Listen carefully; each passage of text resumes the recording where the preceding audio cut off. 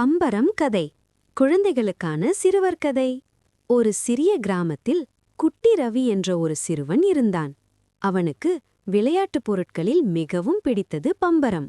பள்ளி முடிந்ததும் நண்பர்களுடன் பம்பரம் சுழற்றுவது அவனுடைய தினசரி மகிழ்ச்சி.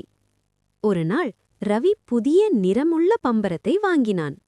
இது எல்லாரையும் விட அதிக நேரம் சுழலும் என்று பெருமையாக சொன்னான். அடுத்த நாள் நண்பர்கள் எல்லாம் சேர்ந்து போட்டி வைத்தார்கள். யாருடைய பம்பரம் அதிக நேரம் சுழலுமோ அவனே வெற்றியாளர். ரவியின் நண்பன் கண்ணன் மெதுவாக கவனமாக கயிறு சுற்றி பம்பரத்தை விட்டான். ரவியோ அவசரமாக கவனமில்லாமல் விட்டான்.